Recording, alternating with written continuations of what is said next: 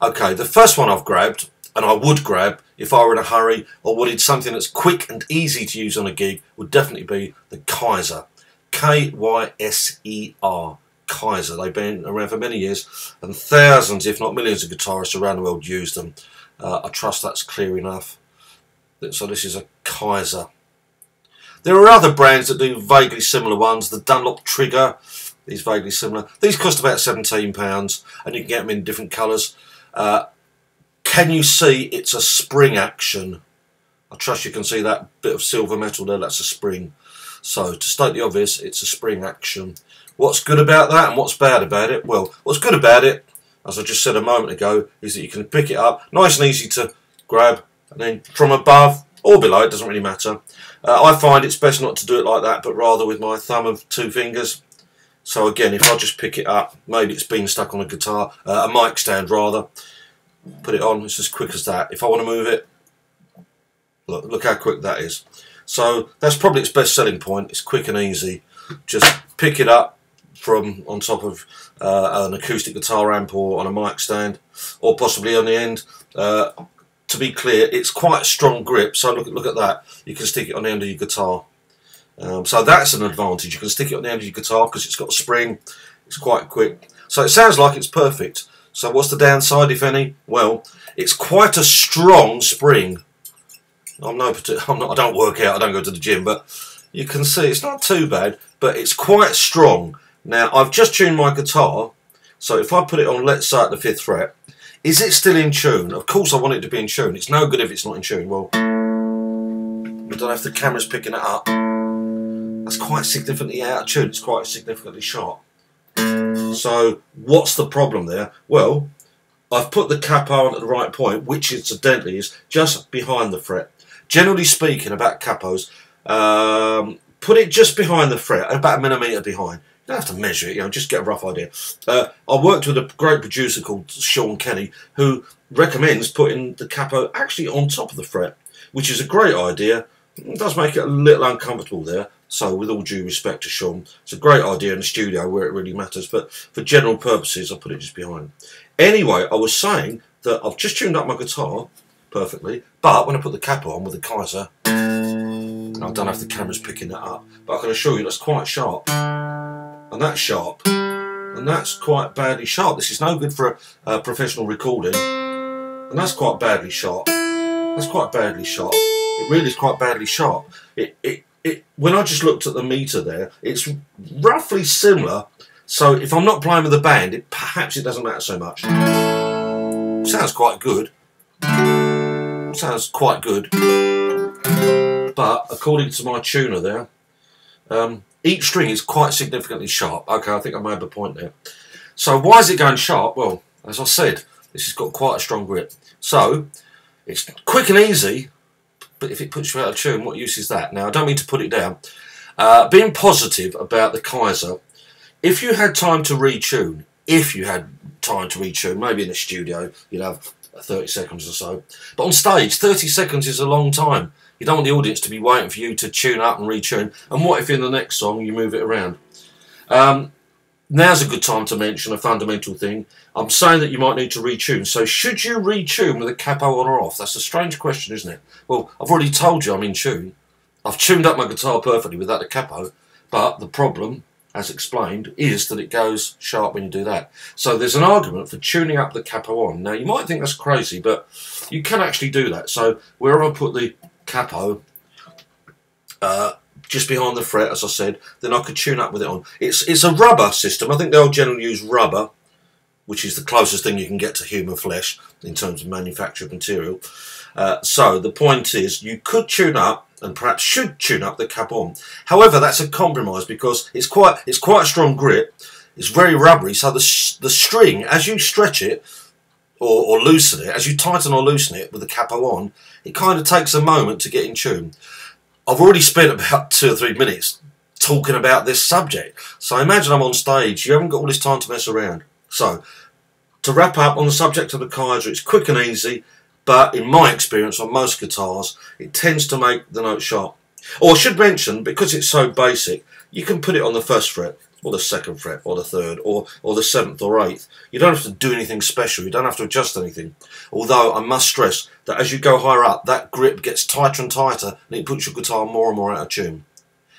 To be clear, it puts the guitar out of tune in my experience. Therefore, you need time to readjust it and perfect it, and then you can get on with the music. Maybe not so good for live. Okay, moving on. Unfortunately, I've got a lot of capos, but I don't have a shub with me. S-H-U-B-B.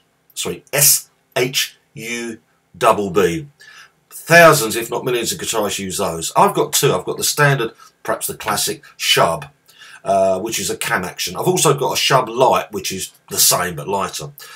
I can only describe it is that it hangs loosely. It's not a spring, it just hangs loosely, and then you grip it, you grip the capo, and then it tightens on the string. Now, the advantage of that is that if you've got time, provided you've got time, you could, if it's too loose, you just take it off. You must take it off and then tighten up a knob, and then try it again. And if it's still too loose or tight, you readjust it. Once again, with the shub, you need a bit of time to perfect it. However, it can be perfect. And the tuning's pretty good. When I say perfect, I mean you can get it just the right tension so it's not rattling. Just to quickly remind you, the Kaiser usually doesn't cause any rattles, but the shub, if it's too loose, the string will buzz against the fret. See, the human finger, you press until you get a good note, but if it's not pressing hard enough, get buzzes and rattles. So the shub, I was just explaining, you can get it perfect if you've got the time to take it on and off, on and off. They advise you not to tighten it up when it's on the guitar. It will just wear out the gear mechanism. So the shub is great. The nearest I've got to that, it's not quite the same, but it's got an adjustment, is this Dunlop Victor. Dunlop Victor, V-I-C-T-O-R. I read many years ago that James Taylor used to favour them. I don't know if he still uses them now. So it's made of brass, which I think looks nice on my guitar. So that's brass. It's quite heavy, being brass. Can you see there's a knob which adjusts it? You can probably see that changing. So rather like the shub, it does take a little while. Are you getting the message that it depends if you're on stage or not? If you're on stage, the audience really don't want to see the guitarist messing around with knobs. You might be able to talk in between.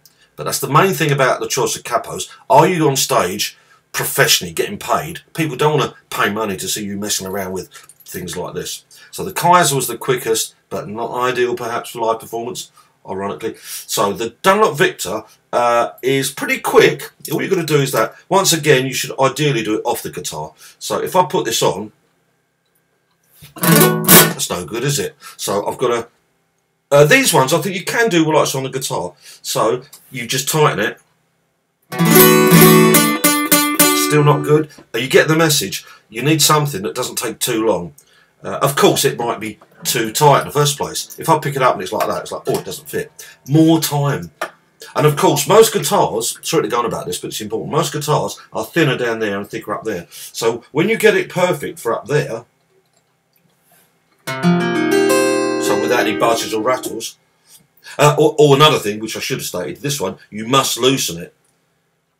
And then it's too loose there. So you get the message more and more that you need to decide what's good for you.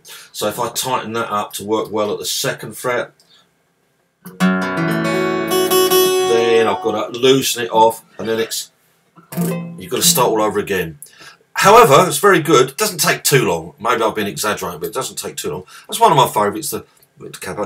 I'm going to very briefly show you this one. I got this about 20 years ago. They still make them. I forget which brand it is now. Probably the same product. I bought it as a 3cc Easy Glider. So it cost about £30 over 20 years ago. I think they're quite expensive now, over £30. It's quite unique. A little bit fiddly to put on, but watch. You put it on. Doesn't matter whether it's above or below. Stretch it round, a little bit fiddly, but just look at this. It's called a roller capo. You just grab that, preferably from over the top, and you can just roll it along. It's got 2 springs, as you may be able to see. It's got a spring at the top and the bottom. Do you think you'll ever need to move the capo in the middle of a song? Those other ones I mentioned, you can't do it, but this one you can. You can be flying away, and then it just takes a second or less just to slide it along.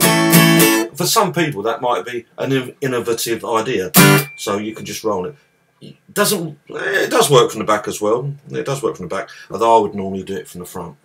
So that's a roller capo, quite expensive, but very good. It's not perfect, again it's a bit fiddly, but the main selling point, as I've just explained hopefully, is that you don't have to take it on and off. So let's say you applied a capo maybe all night long, or almost all night long. This is a great one because you just move it. So, hello ladies and gentlemen, I'm going to do a song in the key of G sharp, in the key of A, etc, etc. You wouldn't announce the key, by the way, I'm just making a point. So that's great. That's called the 3cc Easy Glider, although I think it's branded under another name now. Finally, and I left it to last because this is my favourite and many professionals' favourite, it's called the G7th. Nothing to do with the quarter G7, it's just a brand name, G7th. These cost round about £30, something like that. You can get them in black. I've got one in black. You can get them in gold, which is a bit more expensive, nearly £50, I think. This is obviously a silver one. The original one, which I don't think they make anymore, was really nice, but some people said it was a little bit heavy, and they didn't like the way that it worked. They wanted it to work the opposite way. So the company listened to the users and changed a few things. They made it smaller and lighter. The original one was a bit bigger and a bit heavier, but this is... it's a bit lighter, and it's claimed to be scientifically the best capo you could ever buy. I won't go into the details, but the manufacturers claim it's the best one you can buy.